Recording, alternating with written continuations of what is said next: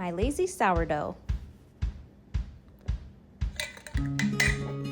I start with 375 grams of lukewarm water and add 100 grams of sourdough starter and mix thoroughly.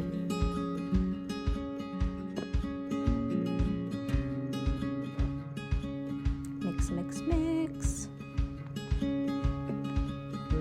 After that's mixed thoroughly, I add 500 grams of unbleached bread flour. Making sure that you buy unbleached is the most important. You don't want to kill your starter.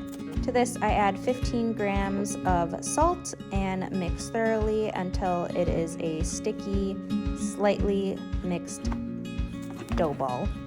Cover that with saran wrap and leave to rest for 30 minutes.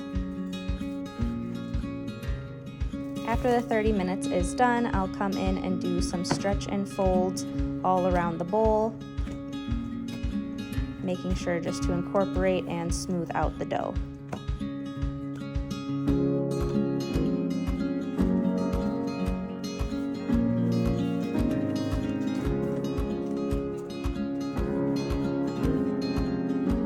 After about another 30 minutes, I'll come in with my second round of stretch and folds.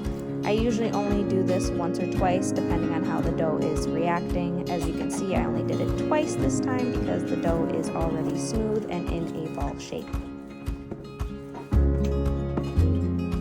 Now that it's rested overnight, I'm back the next morning to shape my dough and put it in a baton to rest for a few hours in the fridge.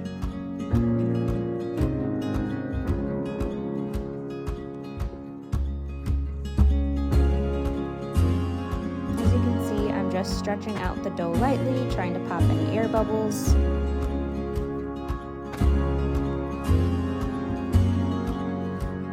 I don't really have much of a technique going on. I know just to continue rolling the ball until it becomes a firm dough ball, making sure to pop any larger air bubbles on top.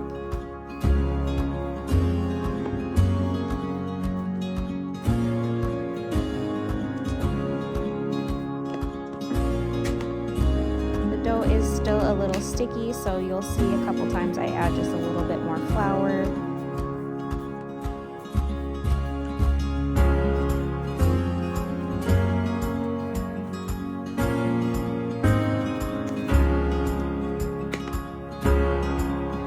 Here I'm just adding a light coating of flour into my bread rising basket. I plop it in here and cover it, and now I'll stick it in the fridge for a few hours.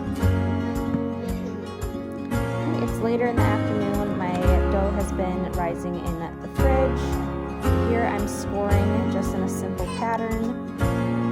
My Dutch oven has been in the oven at 450, preheating.